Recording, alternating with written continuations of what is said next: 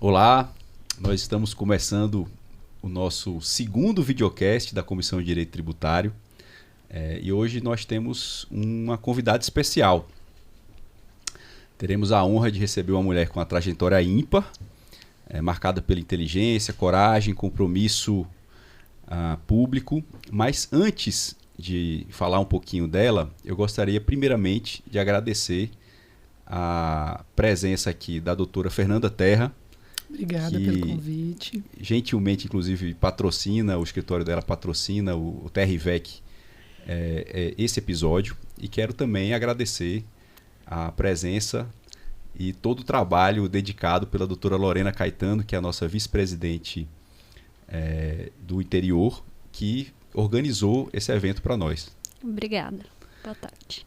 Bom, e a nossa convidada de hoje é a doutora Marília Vec. Ela é uma profissional que atravessou diferentes tempos e espaços. Formou-se em História, depois em Direito, atuou como auditora fiscal, dirigiu entidades de classe e contribuiu diretamente para a estruturação da legislação do ICMS em Goiás, especialmente nesse âmbito do benefício fiscal. A doutora Marília é uma inspiração para todos nós, pela vivência, lucidez e paixão com que encara o direito e a vida. Doutora Marília, eu quero agradecer desde já a sua presença, sempre marcante nas reuniões da Comissão de Direito Tributário, você está sempre lá, né? Seja muito bem-vinda, é um imenso prazer tê-la conosco. Obrigada, eu já falo. Pode falar. Obrigada por essa receptividade carinhosa, não é? Um pouco exagerada, não é? E obrigada também pelo convívio com você, que eu admiro, pela liderança com que você gere a Comissão de Direito Tributário da OAB e o prazer de conhecer pessoalmente a menina doutora Lorena, não é? Que a gente conversou pelo telefone muito e eu gostei do que falei. E a alegria de ter aqui na minha frente a doutora Fernanda Terra, que é uma pessoa que me inspira, embora a diferença de eras seja muito grande, mas ela me inspira, não é? Pela competência, pelo gosto, pelo estudo. Maravilha. Muito obrigado, doutora. Vou passar a palavra antes de fazer a primeira pergunta para a doutora Fernanda, para poder se apresentar e tecer algum comentário. Adriano, Lorena, obrigada pelo convite. Eu achei essa iniciativa da comissão maravilhosa, essa iniciativa do videocast, né? Porque é para deixar uma memória, pelo que vocês falaram, né? E trazer a doutora Marília aqui.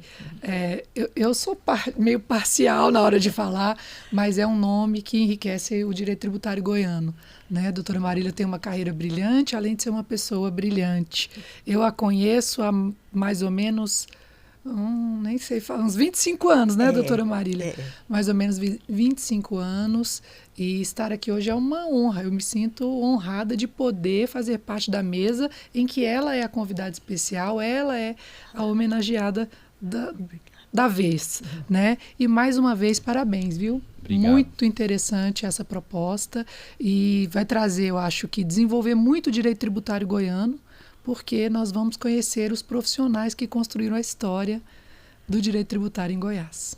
A ideia é essa mesma. A nossa ideia é ter uma espécie de arquivo dos grandes nomes em alta qualidade de vídeo, de som, né?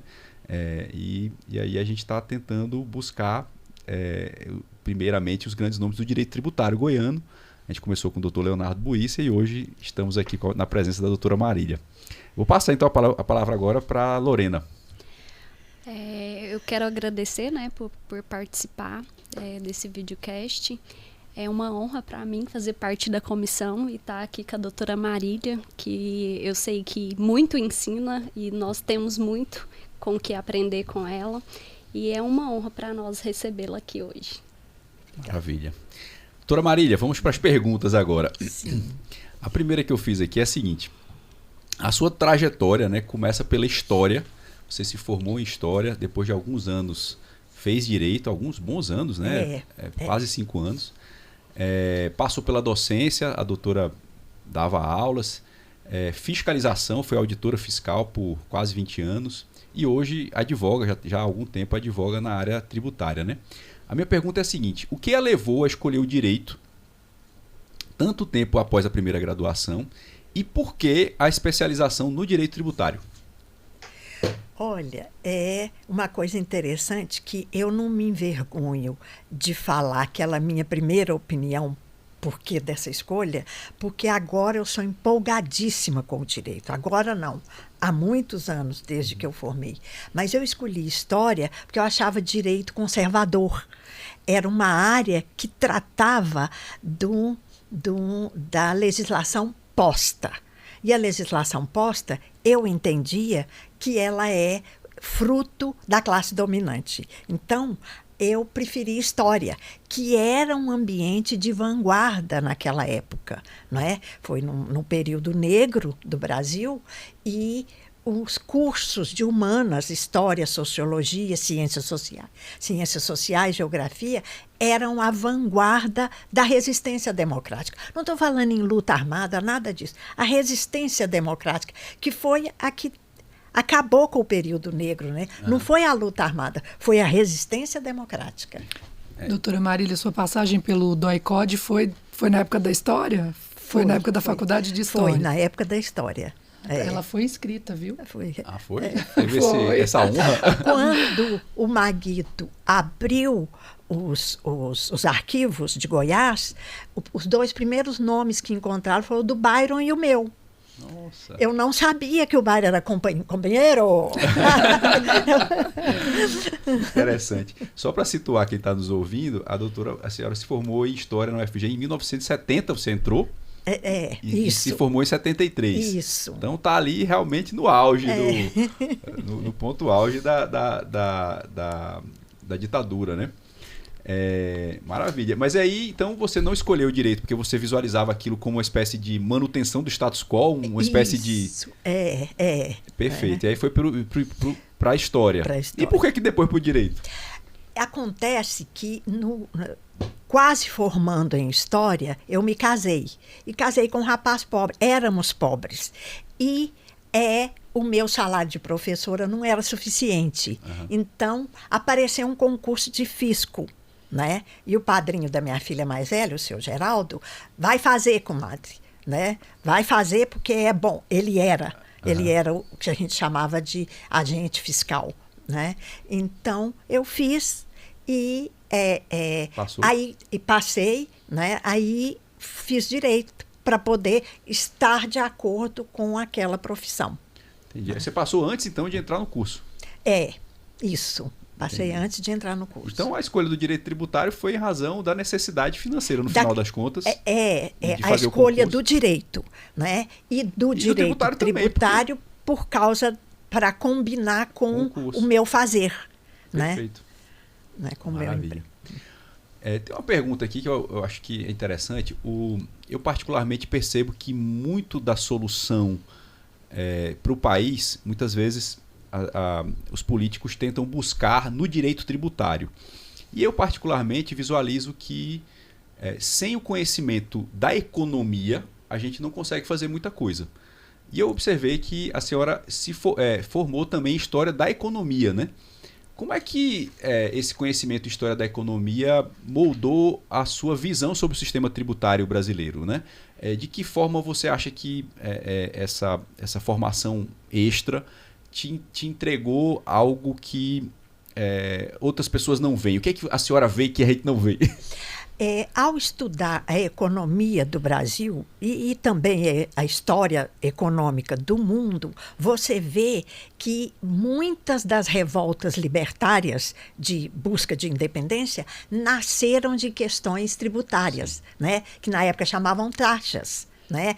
Nos Estados Unidos, a taxa do chá. Sim, foi e aqui eu me lembro do conterrâneo, não é? Que foi o Tiradentes, que era contra a derrama, sim, contra o quinto, né? Que agora a gente chama de quinto dos infernos, não é? Então, a história da economia ilumina essa questão. A democracia, né? A própria república. Isso. Né? Doutora Marília, até tem um aspecto interessante ali dentro do conceito de tributo, quando a gente conceitua tributo no Código Tributário Nacional e para no conceito de não entender para onde o dinheiro vai. Esse corte entre direito tributário e direito econômico ou financeiro. Gestão, né? Gestão pública do porque dinheiro. eu paro ali, eu trago o direito tributário só para arrecadação. O direito financeiro fica tratando, então, da gestão pública, da economia de modo geral. O senhor acha que prejudicou, que deveria ser junto? Olha, os meus ex-colegas de fisco acham que sim, né? Que a gestão devia ser unificada na mão do fisco, né? Mas agora aqui, estando ao lado do empresariado, que eu escolhi, foi voluntária a escolha, eu deixei o fisco antes da hora e quis trabalhar para o empresariado, agora eu vejo que as gestões têm que ser separadas, não é? Porque cabe ao fisco instituir a legislação e também o olhar do fisco é um olhar mais duro, mais de buscar tudo que puder buscar para dentro dos cofres. E o olhar da gestão econômica pública tem que ser outro, porque não é a gestão pública econômica não é uma empresa. Uhum. Não se pode gerir o público como se gere uma empresa. Às vezes, um empresário candidato ou num cargo público pensa que pode ser, eu vou levar o meu handicap de gestor empresarial para dentro. Não, tem muita coisa que o setor público, a economia do setor público é levada a pensar que a economia privada não faz e não quer fazer, não é? Mas, historicamente, a senhora não acha que alijou o contribuinte desse conhecimento? Igual a senhora estava falando, e que você questionou, Adriano, da derrama, do quinto, do chá, né, das rebeliões, ou das guerras, ou dos movimentos libertários que surgiram em virtude da tributação. Quando eu faço um corte e sei que sou tributada, mas não ligo aquilo que está saindo do meu bolso ao que está sendo gasto no governo, eu não faço essa correlação direta. Você está pagando tributo. Uhum. Como é que o governo está gastando? Esse corte atrapalha essa leitura histórica, enfraquece a gente como contribuinte, como democracia? Efetivamente, na prática, enfraquece, né? Mas não devia. O governo deveria demonstrar mais o que ele faz com o valor arrecadado de tributo, porque o tributo não é, o imposto não é carimbado e a maior receita dos governos é o imposto do que as outras formas de espécies, as outras espécies de tributo.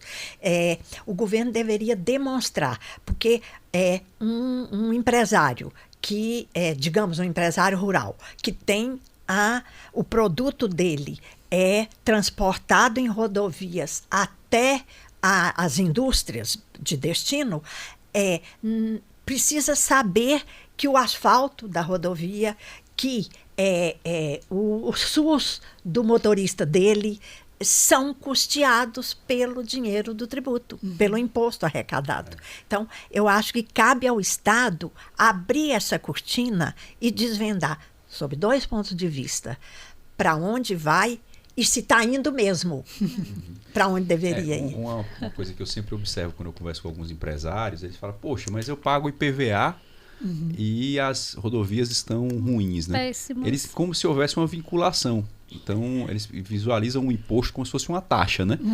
Mas, na realidade, o IPVA ele pode estar indo para a saúde, ele pode estar indo para a educação e só um pedacinho para a rodovia. Sim. Não existe essa vinculação direta que o pessoal normalmente faz entre o IPVA e aí a estrada está ruim ou boa. Né? Do imposto, não. Das taxas e das contribuições, elas são carimbadas, né? Mas do imposto não tem uma vinculação legal. Perfeito. Bom, eu estou com uma questão aqui que eu queria fazer já logo, que é a seguinte. Você participou da elaboração do anexo 9 do regulamento do ICMS, que é um anexo que a gente vai o tempo inteiro lá dar uma olhadinha nele, é enorme, né? Que trata da questão dos benefícios fiscais. Eu queria saber como é que se deu essa sua participação e como é que foi a formulação desse anexo 9, as dificuldades que foram enfrentadas à época ou que foram enfrentadas antes para que se gerasse esse anexo 9. Conta um pouquinho para a gente da história por trás dessa norma que a gente trata tratar dela diariamente aqui em Goiás? Doutora Marília, Adriana, ela também é culpada pelo famigerado Protege, que inclusive está deixando mancha na reforma tributária, porque Goiás conseguiu ir lá colocar aquela, Incluir, né? aquela contribuição lá para os produtos primários, que ela é culpada do Protege. Não sei se você quer que ela fale junto ou aí, sim, parabéns. Eu tô brincando. Ou deixa para depois. Bom, pode falar sobre os dois temas, né? Sim. O Protege foi uma concepção do governador Marconi e do secretário à época da Fazenda, Giuseppe Vecchi.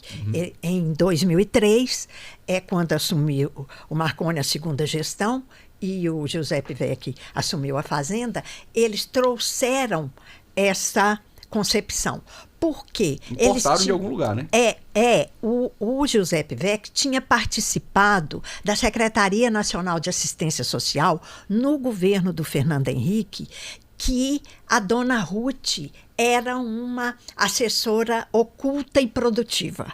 Dona Ruth é uma mulher que merece um espaço na história do Brasil, não é? Então, eles criaram as bolsas e o Fundo de Proteção Social da União. Né? Foi criado naquele momento, lá no artigo 81 do ADCT da Constituição. Né? Porque, veja, 94 já era depois da nova Constituição. Né? Então, a dona Ruth levou as grandes cabeças de cada estado. Levou Giuseppe e a secretária nacional, acho que era a deputada Lúcia Vânia. Acho que era, né? Nessa Secretaria Nacional de Assistência Social. Então, lá foi fermentada toda essa ideia da política pública de assistência social. Né, como política pública mesmo, porque antes era caridade, era as voluntárias, né, a organização das voluntárias, né, então aí se transformou. Doações, e aí a ideia foi transformar isso em uma política pública. Política pública, efetiva. Aí isso foi lá para 95, 96. Então, quando vieram para a gestão em Goiás, já no segundo governo do Marconi, eles criaram aqui, porque também o adendo lá no ADCT, que previu a criação dos fundos estaduais, é posterior à criação do Fundo Nacional. Não é? É um artigo novo. Começa com o nacional e aí vem o estadual. Daí uns anos o estadual. Então, eles quiseram implantar e me buscaram para implantar isso, né? E foi uma coisa absolutamente conflituada. Eu vou fazer uma revelação. Eu não queria voltar para o governo, né? E a Andréia, minha filha, e também a Alice, mãe, o Giuseppe precisa da senhora. O único da família que conhece a fazenda é a senhora. Ele precisa, a senhora vai, né? E eu falei, não vou, eu não quero ir, né? Aí, um dia, lá pelo fim de janeiro, saiu uma lei que atrapalhada, teve um erro na votação, ou me parece que na digitação, que ia acabar com a contribuição das energias, você estava falando em energia elétrica agora mesmo, sobre a contribuição, o pagamento do imposto. E eu telefonei para ele. Que é isso, Giuseppe? É o tripé da Receita Estadual, a energia, o combustível e a substituição tributária. Né? A telefonia era um pouco menos, mas a substituição tributária. Né? E ele falou, eu falei, se você quiser, a gente reúne aqui no escritório e vê como é que abrevia isso. Ele resolveu por lá. Pela secretaria, parece que era um erro de digitação dentro da Assembleia. Quando ela veio republicada, a lei veio corrigida. Aí, daí uns 2 dias, ele me liga pedindo para eu ir na fazenda. Eu falei, certo, ele quer agradecer, né? Cheguei lá, ele falou, eu quero você aqui, né? E você vai montar o Protege, você vai estruturar o Protege. Foi assim. E o Protege é uma coisa que o empresariado, a quem eu estava ligada e de quem eu tenho afeto e respeito, não queria. Né? Porque é um ônus. E que a gente acha muito inconstitucional, assim, sem olhar para a doutora Marília. Mas a ideia do Protege inicial era financiar o que exatamente? financiar os programas de assistência social, né? Vários. E no início nós tínhamos 14. Eu tinha uma equipe muito boa. O Alessandro Melo, que foi secretário de Fazenda do Íris, era da minha equipe. Ele fala que eu é que ensinei. Não é não, ele veio bom de Brasília. Mas ele era da minha equipe. Nós tínhamos uma equipe muito boa. Então, cada secretaria fazia o seu projeto, e faz até hoje, de programa social, e o Protege busca como custear, como o Estado custear aquele programa. Né? Então, o Protege é o fundo. Ele não gere programa social, ele é o fundo que custeia. Ele financia, né? Tributaristas ouvintes, pensem bem. Um tributo com destinação própria é o quê? Mas aí, com relação ao anexo 9, né? Como é que foi essa sua... Isso aí foi uma outra etapa. Eu faço parte da CIEG desde que saí do Estado, desde que pedi aposentadoria. Que foi em 92. Em 93, em 94 eu entrei para a CIEG e montei uma empresa de publicação de obras técnicas. Então, como fazendo parte da CIEG, e na minha assessoria do escritório estava a Andréia Vec, minha filha. E, coincidentemente, a Liz Marília fazia estágio na CIEG. Então, nós bolamos, principalmente a Andréia, um fórum de tributos estaduais. Uma reunião, isso foi em 97. E o Estado estava refazendo o regulamento, porque, vamos lembrar aqui, veio a reforma, a tributação, a nova Constituição, criou tributos, inseriu tributos novos dentro do ICM, que virou ICMS, e passou a incorporar os 5 tributos únicos, impostos únicos, sobre minerais, energia elétrica e combustível, né? Telefonia. Passou a incorporar dentro do ICMS, porque são considerados serviços, né? Aliás, a Saneago é inscrita como indústria. O cadastro dela é como indústria. Então, a gente estava sendo feito um novo regulamento. Por quê? Estava se regulando o ICMS nos estados ainda pelo convênio 66, convênio ICM 66, que foi editado no início de 88, não é? Para subsidiar os estados até que cada um fizesse a sua nova legislação. E nesse período de 97, Goiás estava fazendo o atual RCTE. Foi logo depois da Lei Candir, né, doutora Marília? Ano depois. Foi quase concomitante. Não é? Então, e da Lei Candir, a Dial tem uma participação belíssima. Né? Eles montaram barraca dentro lá para conseguir que não ficasse em vigor alguns artigos, lá o 34 ou o 43, né? Tem uma história bonita nisso. Olha. Aí também, né? Porque não ia ter o ressarcimento para os estados exportadores, e a Dial defendia o exportador goiano. Bom, vamos voltar. Estava sendo feito na Secretaria da Fazenda, um corpo técnico. Lembrem-se, tributaristas, nós, os fiscais, nós não estamos lidando com amadores, não. É gente muito boa, né? E, então, estava sendo feito o regulamento. E, nesse momento, desse Fórum de Tributos Estaduais, da CIEG, com a Tributária Consultoria, que era a minha empresa, estava sendo feito já o anexo 9. O corpo fixo do regulamento já estava pronto. Então, a gente reivindicou nesse fórum, e foi um fórum que levou 700 pessoas para dentro do Centro de Convenções Rio Vermelho, né? Para discutir a tributação de Goiás. Tanto que o secretário de Fazenda da época, não foi na abertura. Quando reportaram para ele que lá tinha 700, não é? E que tinha muito deputado por lá, ele foi no encerramento. E a gente fez uma carta pedindo a participação do empresariado na feitura do anexo 9. Não é? Porque Goiás já tinha um volume denso de programas de benefício tributário. Não é? De incentivo. Não vamos chamar de benefício, de incentivo. Quais eram os tributário. incentivos da época, ali na década de 90? Há 2 anos tinha, que é do Maguito, a lei do atacadista.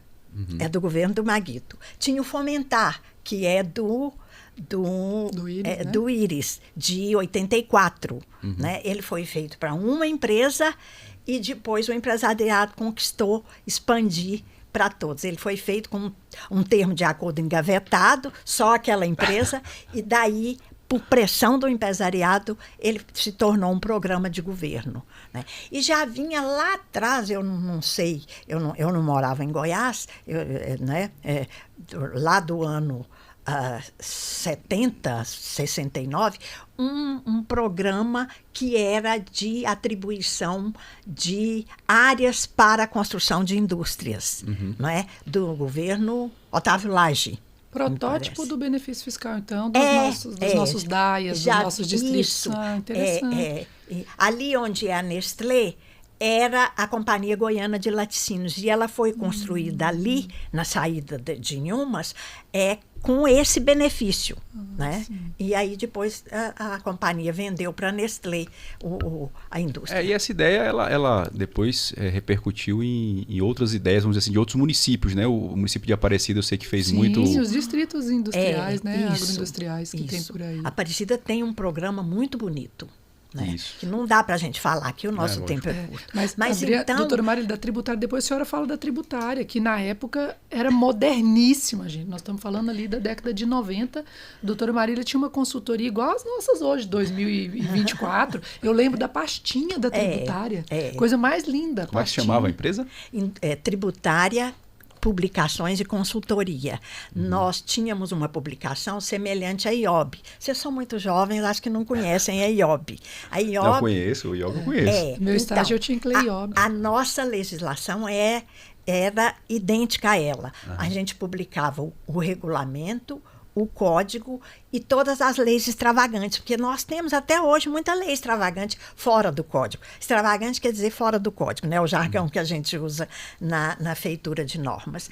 Então, a gente assinava um contrato para o nosso cliente assinante e mandava para ele, de 15 em 15 dias, as alterações que saíam em uma página para inserir dentro da pasta, tirar a folha velha, jogar fora, inserir a nova, que vinha consolidada a legislação, com as referências embaixo.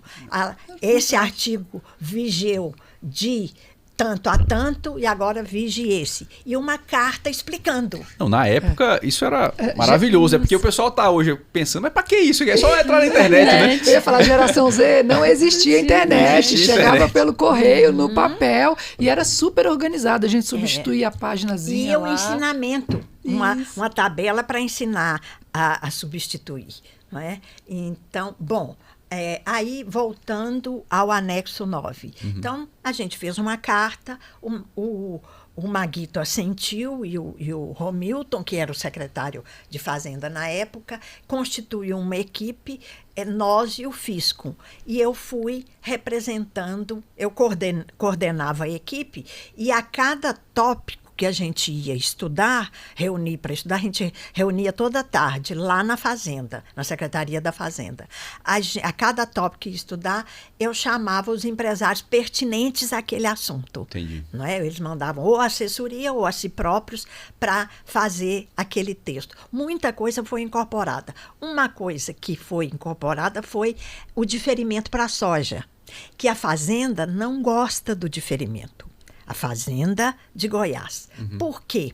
Porque o diferimento é aquela figura jurídica pela qual você paga o imposto seu transferido, o ente da frente, o elo da cadeia da frente, que é a indústria, paga o imposto do produtor junto com o dela. O dela é beneficiado pelo Fomentar, né? Na época era só o Fomentar. Entendi. O dela beneficiado. Então, como a escrituração era englobada e o pagamento beneficiava o imposto do produtor. Entendi. Também, né? Então, a Fazenda não gostava disso e ela tem suas razões, se bem que agora eu sou com as razões do empresário. Não é? Que é só para facilitar, é uma questão puramente de obrigação acessória. Então, a Fazenda criou tipos técnicos muito sofisticados, que era a substituição tributária para frente pelas operações posteriores e a substituição tributária pelas operações anteriores. Sim. Justo para escantear a expressão diferimento.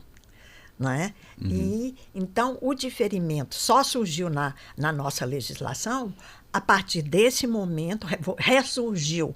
Né? Porque na substituição tributária pelas operações anteriores, que esse é o diferimento, é o lá da frente que paga pelas operações anteriores. Perfeito. Que é o diferimento. Sim. Né? Tinha que fazer escrituração apartada e pagamento apartado. Do ICMS que vinha do produtor, apartado do ICMS de produção própria. Entendi. Mas esse diferimento, na hora que a indústria ia fazer o pagamento dele, ela tinha direito ao desconto também do diferido? Jogava o diferido englobado no benefício. no da própria empresa e jogava o cálculo do benefício em cima do somatório dos dois tributos. Entendi. Aí realmente perdeu alguma coisa, né? Mas você tem que lembrar que, por exemplo, soja, né, doutora Marília, foi criado para soja, o diferimento foi criado para soja. Nós temos aí mais ou menos, em Goiás tinha o quê? 2, 3 esmagadoras na época? Tinha poucas. 2, 3 esmagadoras. Nós temos no Brasil 10, 20 no máximo. E produtores rurais nós falamos de algumas 5 mil. O fisco deixa de ter que fiscalizar os 5 mil e fiscaliza 10, Sim, 3. sim. Então há um ganho de racionalidade aí A também. substituição tributária visa isso. Isso.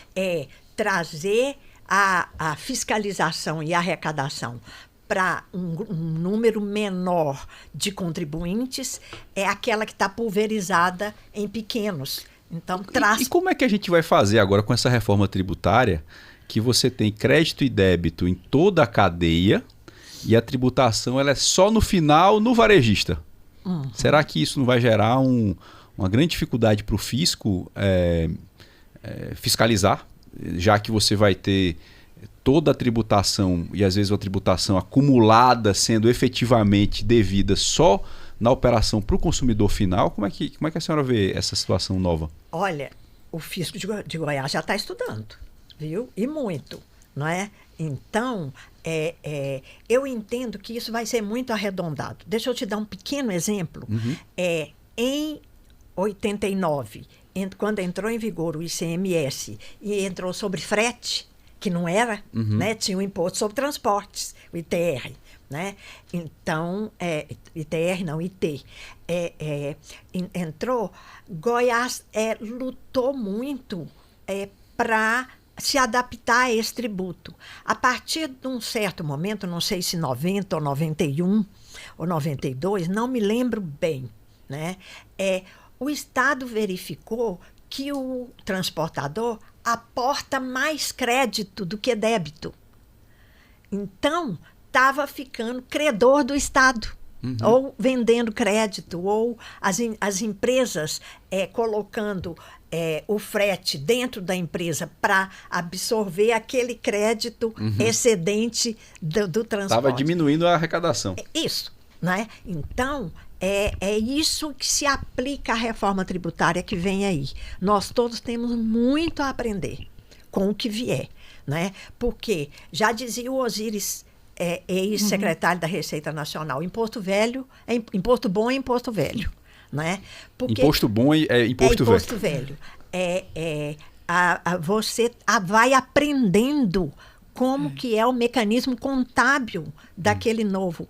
Essa questão do split payment, não é? E eu não gosto de falar a palavra em inglês, né? Minha língua é o português. Do pagamento em retorno, né? Eles vão ter que arredondar isso dentro da tributação nacional, dentro do mecanismo. Isso ainda vai ser muito mudado, ou pela dor ou pela lei. não é? Mas vai ser mudado muita coisa dessas que vieram de cabeça de economista da Faria Lima, de gente que trabalha para banco, não é? Não é para falar de reforma tributária, porque o centro é a senhora. Senão aqui a coisa ia abrir um leque aqui que eu já... Por exemplo, produtor rural. O que ia acontecer? Todos iam ser, na reforma tributária, todos vão ser fiscalizados, certo? Colocou-se um corte. O produtor rural que faturar até 3.600.000 anos, ele não é contribuinte do IBS da CBS. E vai continuar tendo diferimento. E aí, como é que a esmagadora de soja vai calcular o crédito do produtor rural? Vai ser presumido. Então, assim, os problemas, nós estamos trazendo os problemas. Por exemplo, para a soja, a gente fez uma conta, 100 hectares de soja já dão 3.600.000. Leite, o setor do leite é pulverizado, são menores, pequenos produtores. Somente 1% vai ser contribuinte do IBS e da CBS. Então, assim, a gente fez leite, soja e teve a boi. 100 cabeças de boi por ano já é contribuinte. Já passou dos 3. Já passou. Então, assim, eles estão tentando corrigir, né? Então, ele não é contribuinte da CBS e do IBS. Por quê? Se ele fosse, o produtor rural conhece o ICMS. Conhece assim, né? Porque a maioria é isento, mas ele conhece. Imposto de renda ele também conhece, mas ele não sabe o que é PIS/COFINS. E agora ele passa a ser contribuinte do PIS/COFINS, pelo menos no campo de hipótese de incidência. Então teve que se fazer já um corte, já está tendo que se corrigir na Lei Complementar 214, tirou 3.600.000, não é contribuinte, apesar de estar no campo de incidência. Mas o assunto hoje não é reforma tributária. Não, mas a gente vai entrar um pouquinho nisso também. Tá bom. Só que antes de entrar nisso, eu queria saber o seguinte. Você... hoje se dedica à advocacia já há algum tempo, né? Já, desde 94. Perfeito. E aí eu queria saber o seguinte, né? Como é que é estar do outro lado, né? Você defendeu os interesses do fisco, ou melhor, trabalhou para o fisco, hoje defende os interesses dos seus clientes. Como é que é essa mudança de lado? O que você percebe estando do lado de cá que ao ter estado do lado de lá a gente não vê? Olha, vou contar só uma historinha engraçada. Em 94, quando eu fui a primeira vez ao CAT para fazer uma sustentação oral, eu tinha aposentado no ano anterior. Cumpri uma quarentena, embora não fosse obrigatório pela lei, eu quis cumprir, não é? Porque eu tinha informações privilegiadas, né? Então eu não podia sair vendendo essas informações. Deixei elas perderem a importância, porque rapidamente na área tributária as informações mudam. E fui. Bom, a primeira vez que eu fui lá, eu falei, aqui falando em nome da empresa tal, essa representação. É porque eu tinha saído da representação fazendária. Ah, tá. Você estava falando em nome da representação. Deixa eu entregar a doutora Marília. Ela tem atos falhos até hoje. Até hoje, quando ela vai falar do fisco, ela fala nós. Até hoje. Você do hábito. Mas hoje eu falei aqui, eles são... É verdade, doutora Marília. Então, até um ano atrás, ela falava nós. Mas o que é muito diferente estar do lado de cá para o lado de lá? O que você vê assim, fala, puxa, quando eu estava do lado de lá eu não percebia isso, né? Tem alguma coisa que você fala, poxa, como fiscal eu não observava tal situação que hoje, estando do lado do contribuinte, eu vejo com muita clareza. Que eu vejo que ele sofre, né? Que o contribuinte sofre. Olha, a gente que fiscalizou, e em 84 eu fui posta na fiscalização de rua de Goiânia. Eu tinha vindo do interior, cumpri meu tempo de fisco no interior e vim para Goiânia. E como o meu marido sempre mexeu com política, e havia uma divergência entre o secretário da Fazenda e as posições do meu marido. E meu marido era vereador, não podia fazer nada com ele, aí ele me dava portaria para as coisas mais ruins. E eu fui para a fiscalização de omissos. A gente recebia do computador da Fazenda, era um negócio maior do que essa casa, um mainframe, e uma lista de contribuintes omisso de pagamento do imposto naqueles últimos meses, né? E a gente saía. A maioria, a totalidade era na periferia de Goiânia. Então, a gente entra em algum estabelecimento e ver o tamanho da dificuldade da pobreza que impressiona, que dói na gente. Por isso é que eu falo que quem faz lei na Fazenda devia passar na fiscalização porta a porta ou no posto fiscal de divisa para ver a pessoa do contribuinte, o cidadão ali por trás do contribuinte, ver o cidadão. E hoje, com tudo automatizado, então, essa distância Está mais fica maior, né, distante. doutora Maria? Está mais distante. Essa percepção da realidade. Eu fui com a Lourdinha, uma amiga minha que é fiscal também, anterior a mim, bem mais velha do que eu. Nós fomos fiscalizar uma empresa ali por perto do aeroporto de Goiânia, ali para baixo, assim, uma empresinha. Quando a gente entrou, era um estabelecimentozinho minúsculo, umas prateleiras. A minha amiga tinha um português ruim, ela fala, as partilheiras dele, né? Umas prateleiras com umas poucas garrafas, né? E um balcãozinho de madeira e uma cortininha de chita, toda colorida, velha. E ele nos recebeu. E a gente pediu os livros. Ele entrou, de repente. E a minha amiga... Nunca mais voltou. Não. A minha amiga falou, Marília, ele foi buscar um revólver. Nós saímos correndo. Eu era motorista. Nem esperou ele voltar. Nunca mais falou. Tá aí uma estratégia. Doutora Marília, mas a senhora achava... Preciso que quem faz a norma veja isso. Enquanto fiscal, a senhora achava que o contribuinte era sonegador? Essa rixa que tem entre contribuinte e fisco, que às vezes trata o contribuinte...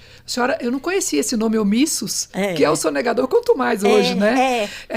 A senhora, acho que não sei se a senhora teve essa visão, mas existe de fato dentro do fisco essa visão de que o contribuinte é sonegador? Existe entre aqueles fiscais mais jovens, aqueles que trabalham na fronteira, que agora existe ainda um restinho de comando volante. Antes era muita coisa, agora é pouco. Esses têm essa visão de todo contribuinte. Agora, existiam alguns que tinham, grandes empresas, que tinham a fama de ter se formado pela sonegação. Né? Então, o fisco... Cresceram porque sonegaram, né? Isso. O fisco via assim. Depois que eu saí, eu vi que não é. Não é bem assim. Né? Que a empresa tinha um elan de crescimento próprio, né? Pela capacidade de trabalho, pela capacidade de gestão dos seus fundadores. E a sonegação era um pequeno dado na escrituração contábil dele como um todo, não é? Mas tinha contribuinte que era contumaz e depois, mesmo depois que eu saí, a gente vê que não se firmou como empresário. A pessoa que vive só da sonegação, né? Dificilmente ela tem vida longa. Isso. Né? Hoje, na sua percepção, esses contribuintes que são autuados, a maioria dessas autuações decorrem efetivamente de dolo, a pessoa queria não pagar e se financiar com aquele tributo sonegado ou omisso, ou é um erro informacional ou uma interpretação distinta da legislação tributária? Qual que é a sua percepção hoje? Tem as três coisas: erro, interpretação distinta e voluntariedade de sonegar. Né? Vou te dar um exemplo onde que tinha até pouco tempo muita interpretação do contribuinte errada. No ITCD, o Imposto sobre Heranças e Doações, né? IHD. Né? Mas aqui em Goiás ele chama Imposto sobre a Transmissão de Causa, bens. morte e doação. Então, nesse caso, há muitas nuances e filigranas que levam o contribuinte a errar. E o contribuinte não está acostumado com essa situação, graças a Deus, né? Não é uma situação que corriqueira na vida da pessoa. Quanto menos acontecer, melhor. Né? E ainda mais com essas alterações que vieram na legislação do ITCD de 14 para cá, de 2014, que introduziu conceitos contábeis novos dentro da legislação, e que até alguns é equivocado cobrar imposto sobre algum dos fenômenos que eles abrangeram ali. Então, isso leva o contribuinte a errar. Né? Então, a sonegação, ela tem voluntariedade, sim, mas tem também de erro e E tem, às vezes, de erro do fiscal. Né? Não é um fato errado, não é uma sonegação, e o fiscal entende que seja. Né? Então, essas 3 figuras se ocorrem. Apresentam, né? Perfeito. Tem alguma história, algum caso marcante da senhora como auditora fiscal, além desse que você já expôs aí, do cara que foi buscar a arma? Tem alguma coisa que você lembra que fala, poxa, essa história foi engraçada ou merece ser relatada aqui por alguma questão específica? Olha, dentro da fiscalização, eu não, a não ser essas pequenas coisas, eu não vivenciei muito, porque logo depois desse período de 84, que eu saí do omisso, eu fui para a representação fazendária. Aí a gente afasta do contato com o contribuinte. Você não estava mais na rua sofrendo essas emoções aí. Tem um fato que ocorreu, mas aí é interna corporis. Né? Nós, na representação, certo dia, a moça da Copa não compareceu, por doença lá. Aí, um colega, nós éramos 8, virou e falou, agora uma das meninas vai lá e faz o café. Nossa. E eu virei e falei assim, engraçadinho, só porque tem pipiu? E ele pegou e falou a medida. Meu pai. Nossa, que vergonha. Peço desculpa por nós aí. Eu vou dar um pulo aqui para voltar para trás daqui a pouquinho, pelo seguinte. Aliás, eu vou passar essa pergunta aqui para doutora Lorena, que ela me disse que queria fazer essa pergunta. Tá. A 10. Doutora, nós sabemos que a senhora foi uma das fundadoras do CEVAM, ainda nos anos 80. Quais as pautas da época? Foi em 81. Né, que a gente fundou o CEVAM. Só para destacar, o CEVAM é o Centro de Valorização da Mulher. Isso. Na época, ele não tinha essa conotação que tem agora, que de 97, não sei bem, eu já estava afastada do CEVAM, ele se transformou em uma casa de abrigo de mulheres como o é hoje. Abrigo para mulheres em situação de vulnerabilidade. Então, na época, nós éramos um grupo de advogadas e fundamos o CEVAM para fazer um grupo de reflexão sobre a condição da mulher, não é? E para pleitear, isso foi em 82, não é? 81, 82, e para pleitear mudanças na legislação, que depois a gente veio, junto com outras do Brasil, a conquistar na Constituição. Nós fizemos uma carta com os artigos que a gente queria, inclusive a figura de filho de qualquer natureza que tem na Constituição é nossa, é das mulheres do Brasil, dentro dessa carta, porque tinha o filho extrauterino, né? Tinha o filho extraconjugal. Tinha essas figuras. Eu ia falar, tinha o nome bastardo? Mas não na Constituição. Não na Constituição. Ele era o extra. Existia uma distinção jurídica. Uma desproteção para o filho que não fosse da constância do casamento. Então, a gente formou esse grupo para esse tipo de reflexão. A partir de um certo momento, nós fizemos um convênio com a Secretaria de Educação do município de Goiânia para dar aula para os professores sobre a forma deles ajudarem o aluno a ler a cartilha. Né? Por quê? Vai falar sobre família. O pai, a mãe, aparece a mãe de avental, lenço na cabeça, o menininho na mão, despedindo do pai, o pai de pasta, saindo para o trabalho. Não é? Então, todos esses protótipos, todas essas figuras cristalizadas, a gente trabalhava com os professores para eles depois repassarem para os alunos. Não tinha nada de mamadeira de piroca, não tinha nada disso. Né? Doutora Marília, então o CEVAM começa na onda feminista da década de 80. Isso. Ele é um movimento para isso. Para isso. E depois o CEVAM, como a gente tem hoje, como casa de abrigo, é posterior. É posterior. A Consuelo assumiu a presidência eu aposentei, fui trabalhar no escritório e me desliguei, não desliguei escrituralmente, mas me desliguei, e ele tomou essa feição que ele tem hoje. Muito necessária, né? Inclusive. Necessária. Não é total, foi mas útil, necessário. né? Foi Sim. útil muito tempo, né? Mas é por causa de vocês que eu e a Lorena estamos aqui hoje. Então a gente Verdade. agradece bastante. Vamos continuar firmes na luta. Com certeza. A senhora chegou a receber a comenda deputada Berenice Arteaga na Assembleia no ano de 2002. O que representou essa comenda para a senhora? Um orgulho, não é? Eu fiquei muito envaidecida.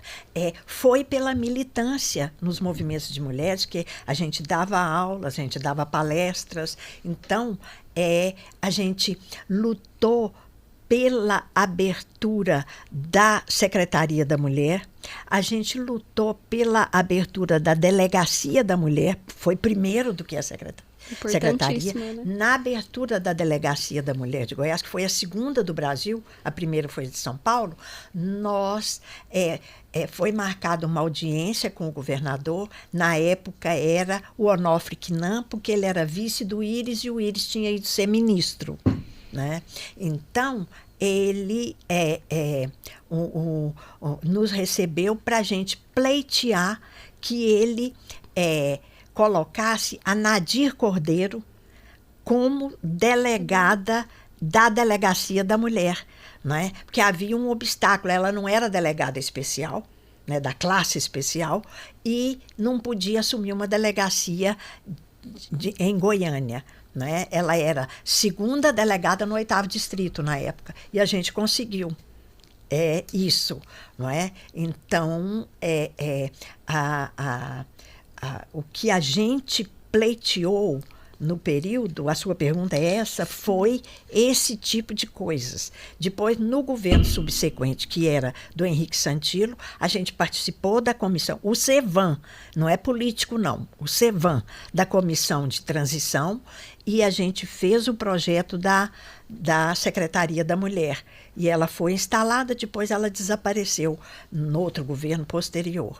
Mas teve a Secretaria da Mulher e foi uma luta dos movimentos. Havia vários movimentos em Goiás. O CEVAM, que era esse, com essa natureza, havia um que chamava Transas do Corpo, havia um que chamava Eva de Novo, né? Eu acho que é do Eva de Novo que a Thelma de Anápolis fazia parte, não é? A diferença era a ênfase de cada movimento? Era a ênfase. Essa coisa que eu falo do feminismo múltiplo que a gente tem hoje, já existia na década de 80. Alguns mais avançados para questões de corpo, para questões de liberdade pessoal, e alguns mais, digo assim, conservadores, como o CEVAM, que era das questões jurídicas. Queria trabalhar questões jurídicas. Mas que trouxeram essa conquista tão importante quanto a Delegacia da Mulher, né, Isso. doutora Maria? Eu vou continuar aqui. Ao longo da sua vida, quais foram os seus maiores mestres?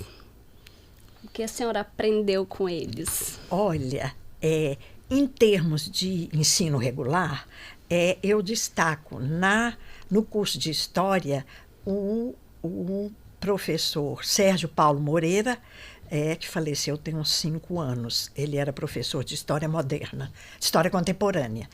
E o professor Juarez Barbosa, que era professor de Filosofia da História. Dentro do curso de História, eu destaco os que mais me impressionaram. Não digo que eram melhores do que os demais, mas os que mais me marcaram. Né? E dentro da Faculdade de Direito, eu fiz na Federal, eu fiquei impressionada com uma pessoa até que tem uma visão política diversa da minha, que é o professor Joveni Sebastião Cândido de Oliveira, mas que tem uma cultura geral. Ele dava direito internacional, entende de diplomacia, uma cultura geral vastíssima. Então, me impressionou muito. Não é? Na época, misturando um pouco essa questão da feminina, qual que era a quantidade de mulheres na sala de aula? Assim, já era compatível, já era mais ou menos como é hoje, meio a meio, ou não? No curso de Direito, não. Era menos de 50%. Nós, mulheres, éramos menos de 50%. Né? Agora, no curso de História, eram muitas mulheres, mas nós éramos uma turma de 14 só, naquele ano. Então, né? na década de 70, você já tinha uma presença feminina relevante nos cursos de graduação? Já tinha. Principalmente os da faculdade do ICHL, Instituto de Ciências Humanas e Letras, aqueles cursos tinham uma busca feminina muito grande. E interessante que os homens, grande parte deles, fazia também direito. O Pedro Wilson, que era quando eu entrei no primeiro ano, ele estava terminando o quarto. Ele fazia direito. O José... Me esqueci a assinatura dele, que até foi depois promotor de justiça. Ele fazia ciências sociais e direito. Então, os homens tinham essa dupla atuação. Né? A minha não foi concomitante. E a minha foi por razões de orçamento.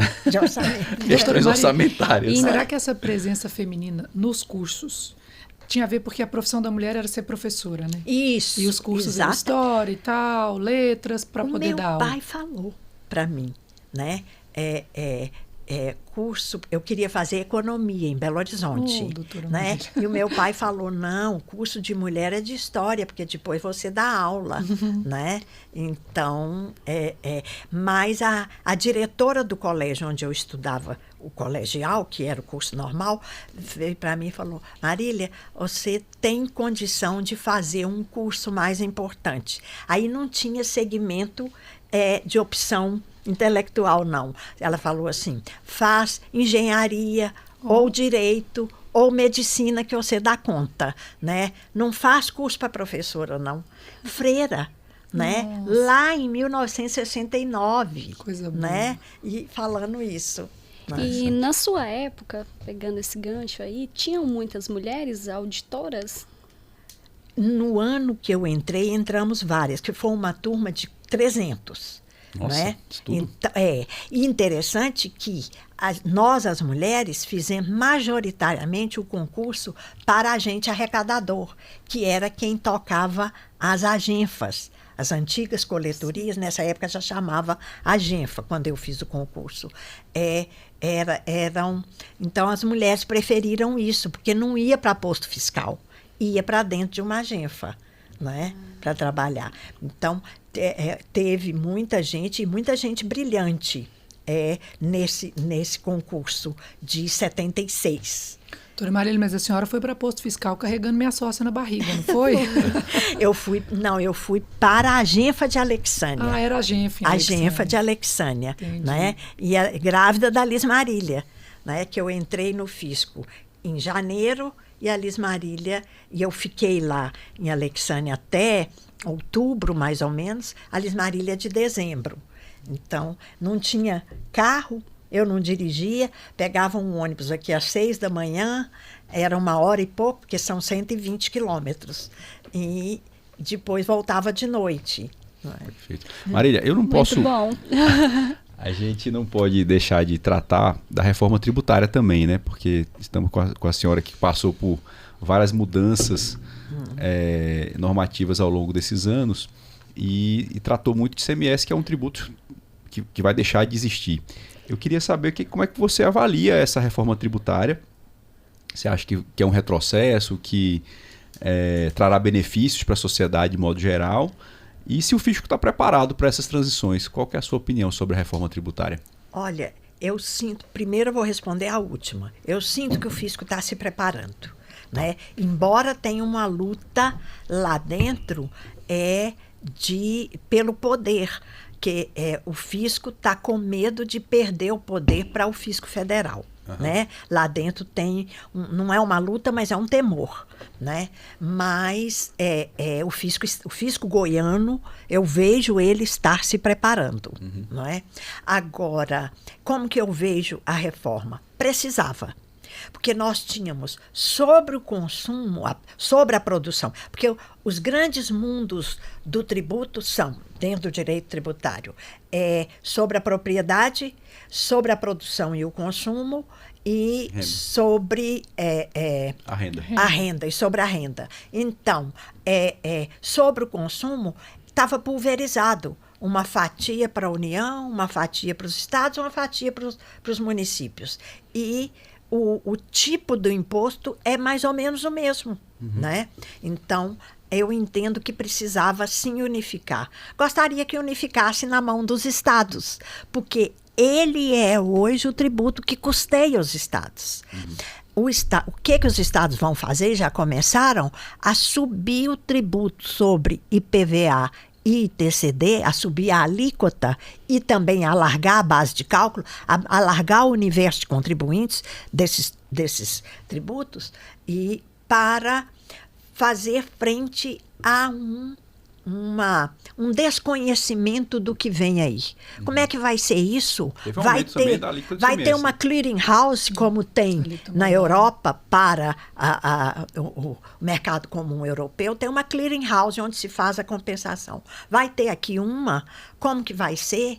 Vai vir direito o que o Estado quer, e pelo que eu vi ao longo dessa história, porque o imposto dos municípios, os 25% dos municípios, tem um departamentozinho na Fazenda que apoia a gestão do imposto dos 25%, né? O coíndice. Né?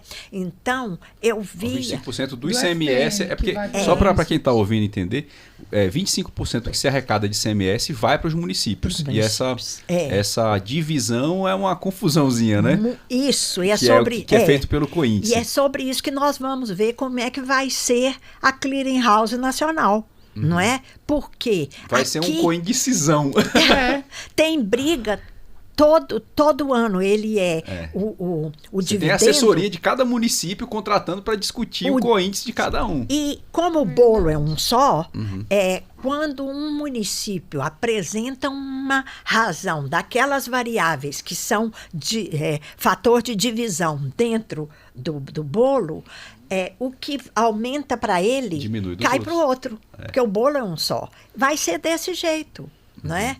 Então, e isso me preocupa na reforma. E me preocupa a tributação no consumo. No destino, perdão. Porque Goiás sempre produziu mais do que consome. Né? Sempre. E não só produto industrializado, como produto primário. Não é? Então, vai ficar no destino. O destino pode ser fora do Brasil. Aí nem tributo nenhum tem. Aí você tem só o ganho do dólar entrando, que aí é um ganho nacional. E o buraco da colheita nas estradas. Aí é do Estado, né? Problema do Estado. Então, me preocupa isso. Né? Tinha que ser unificado, sim. Né? Mas ele foi unificado parcialmente, que ele virou dual. Aí resolveram chamar a outra banda dele, a federal, de contribuição, embora ele tenha uma natureza mista de contribuição e de imposto, porque as contribuições não são divisíveis pela nossa Constituição. Não são repartidas federativamente. E os impostos são. Né? Então, eu penso que isso aí foi uma estratégia da Receita Federal pensando essa esperteza. Garantiu dela e... Até que me informem o contrário, eu penso isso. E o IPI não sumiu, né? Ele não desapareceu. Então... Foi um fênix, ele morreu, mas voltou no meio da reforma. Pois é. Então, eu entendo, eu vejo algumas dificuldades. Mas é como aquela do frete do ICMS. Levou 3 anos para entender, aí passaram a isentar o frete dentro do Estado. Né? Ficou muitos anos isento. Não é? Então, quando a origem e o destino era dentro do Estado. Não é? Então, eu vejo que vai ter muito tempo de amadurecimento, vai cortar com facão, vai ajustar, não é? Um dos motivos da reforma é justamente a grande quantidade de litígios que a gente tem hoje no Brasil, litígios tributários, né? Na sua opinião, essa reforma ela resolve o problema dos litígios? Ela aumenta, ela diminui? Qual que é a sua visão sobre... Outra coisa também que é importante, por que é que nós temos tanto litígio? Porque é uma guerra de foice, né? O fisco quer arrecadar mais e o contribuinte quer pagar o justo. Né? Ó, já é jargão de advogado de excelente. Então, os litígios estão muito por aí, não é?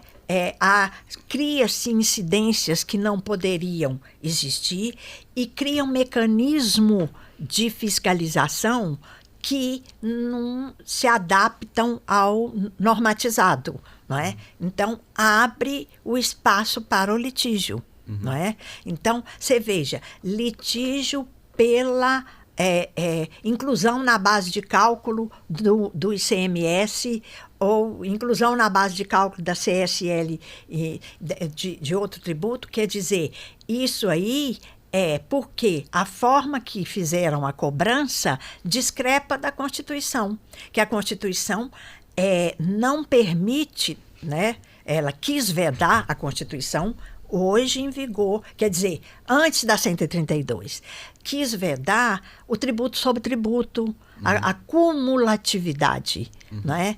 E tudo aquilo que os normatizadores da fiscalização fazem que gere cumulatividade, o contribuinte se insurge, não é? Então, com razão. E a sensação que eu tenho também é que as normas elas permitem, obviamente, interpretações, né? Os contribuintes no Brasil, obviamente, vão buscar a interpretação mais favorável, o fisco o contrário. Com essa reforma tributária, novas normas estão surgindo e aí você tem novas possibilidades de interpretação. De discussão. Teremos, então, novos litígios que eu imagino que irão crescer bastante nos próximos anos. Eu tenho convicção, como você, de que vão crescer, especialmente de 26 até 32, porque vai ser a concomitância dos dois tributos, vai ficar muito difícil, né? E os fiscos estaduais vão estar legislando um tesouro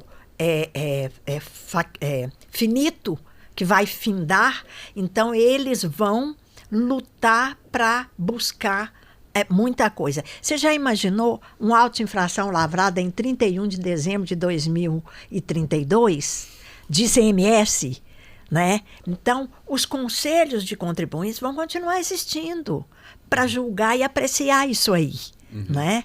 Então, vai ser uma questão para nós advogados que vai pedir estudo, vai pedir que a gente estude, mas vão dar muito trabalho para a gente trabalhar.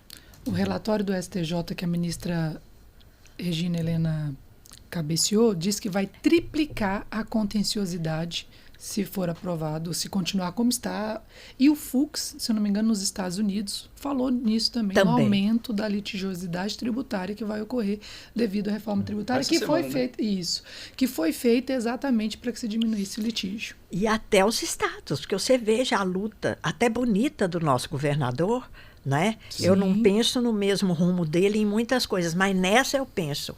Então, na transição de 88 para 89, os estados ganharam, né? Porque era uma Constituição democrática, libertária, federalista. Então, ela atribuiu ao Estado muita coisa que o Estado não tinha, né? Essa não, essa confiscou. Então, até os estados vão ao judiciário buscar proteção contra lesões ao Pacto Federativo. Já começou, né, doutora Marília? Você viu que os municípios entraram já tão coadinho por causa do comitê gestor e vai ser uma confusão. A sensação que eu tenho é que nós passaremos a ter muitos litígios entre os entes. Isso. Que é algo que acontece hoje no Coíndice aqui em Goiás. Mas agora você vai ter isso nacional, né? Entre todos os estados e entre todos os municípios. Então, é uma nova guerra tributária aí entre entes. Agora, o que a gente já pode deixar pronto nos escritórios é um mandado de segurança para proteção da fiscalização da competência. Porque se você vende para 3, 4 municípios, e o que acontece, né? Você vende para vários municípios, vende para vários estados, você pode ser fiscalizado por qualquer um deles. Até que se estabeleça quem vai ser o ente fiscalizador, daquele caso. Você vai receber 2, 3, 4 fiscais da sua indústria, da sua empresa, com certeza. Perfeito. Bom, eu tô vendo ali, a gente bateu 1 hora de conversa. Passa rápido, né? E aí eu queria passar para as nossas perguntas finais, que são mais direcionadas a inspirar as pessoas que estão iniciando a carreira, a dar algumas dicas de vida. A nossa advocacia jovem. A nossa advocacia jovem também. Mas antes de passar para essa pergunta sobre a advocacia jovem, eu queria fazer perguntas mais fechadas, assim, que a gente gosta de fazer, porque eu particularmente bebo dessas ideias e depois vou atrás e acabo aprendendo bastante. Eu queria saber de ti, se você tem... A ideia seria que você apresentasse para a gente 3 livros de qualquer área que marcaram a sua vida, né? Se você consegue lembrar de 3 livros... Eu vou citar os mais recentes. Então, eu lia muito, principalmente enquanto eu era professora e eu militava na área de história. Então, eu lia em geral romances, livros de história, não é? E dentre esses de história, eu vou citar coisas que eu estou tentando ler atualmente. Mas atualmente, com essa questão de reforma tributária, a gente não pode se distrair com outra coisa, né? Então, dentro da área de tributos, eu tenho lido e eu gosto de ler, e eu indico para a juventude, leiam Isabel Derzi. Isabel Abreu de Machado Derzi. Ela é competente, tem cultura geral, sabe aliar o jurídico ao contábil, né? Sabe entender a simbiose desses 2 conhecimentos, né? Agora, isso no que pertine ao conhecimento de... Doutora Marília, só fazer um adendo. A Isabel era presidente da Comissão Nacional de Direito Tributário da OAB, e eu não sei se continua. Continua. Ela é a presidente da Comissão Nacional. E ela lê muito juristas europeus e americanos, e lê em alemão, né? Então, essa eu referencio e indico. Agora, do ponto de vista de história, que eu li recentemente, eu estou tentando reler, né? Mas é um volume muito grande, Os Irmãos Karamazov. Por quê?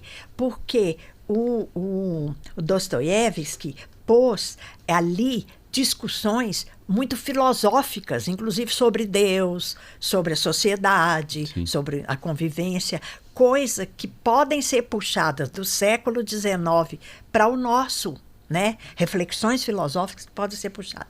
E na nossa literatura, eu gosto muito da escravidão, né? do Laurentino Gomes, não é? E também da história das mulheres no Brasil, da outra historiadora, Mary Del Priore. O Laurentino Gomes não é historiador, ele é um jornalista que resolveu fazer pesquisas, então ele escreve mais ou menos romanceado.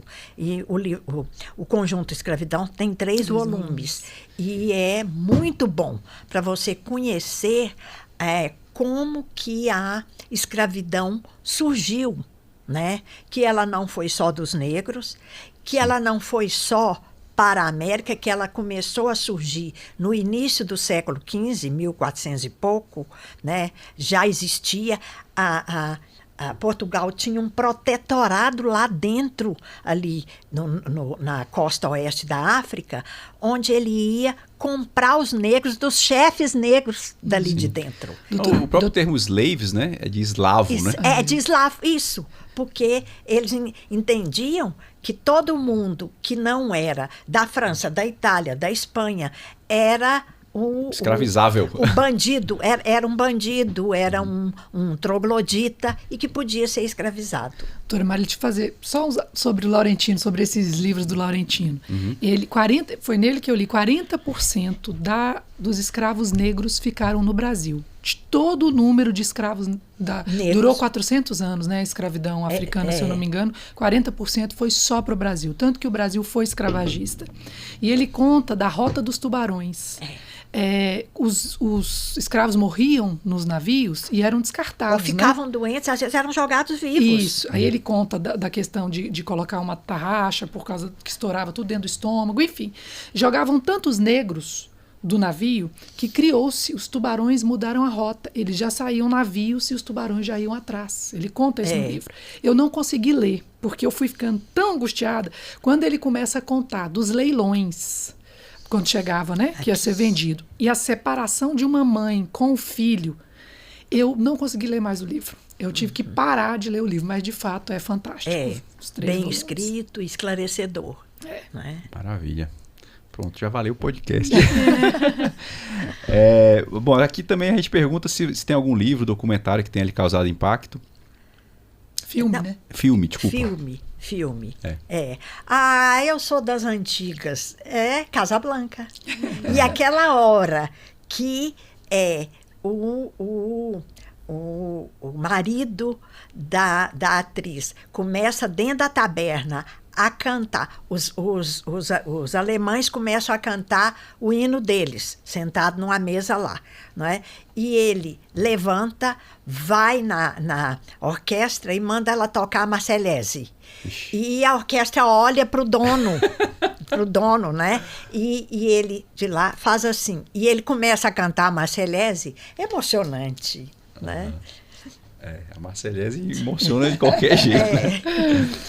Bom, essa aqui é uma pergunta que eu gosto de fazer também, porque para inspirar as pessoas, né? Você tem algum hábito ou filosofia pessoal que considera essencial para uma vida longa, produtiva, algo que você faz no dia a dia? Sim, eu morro de medo do Alzheimer. Então, eu tento escorraçá-lo o máximo que eu posso. Né? Então, eu caminho todo dia. Perfeito. Já há muitos anos. Né? E eu tinha personal também, né? Mas esse ano foi um ano mais difícil para mim, do ponto de vista de ocorrências várias, né? E quando eu morava no Jardim, que eu mudei em setembro, vendi minha casa lá, eu voltava da caminhada, eu fazia o personal, terminava, fazia a caminhada e caía na piscina lá em casa, não é? Então, tirou a piscina. Exercício diariamente. Diariamente. Perfeito. Eu acabei de ler um Tanto livro que eu trata adoro estar no escritório. Foi convite deles, quando eu resolvi sair da Secretaria da Fazenda. Que eu saí, aposentei e fui trabalhar, fui ter a tributária.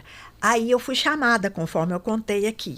Fiquei lá até 2007. Em 2007, por diferença de visão administrativa, eu quis sair. Achei que eu já tinha prestado o meu serviço, né?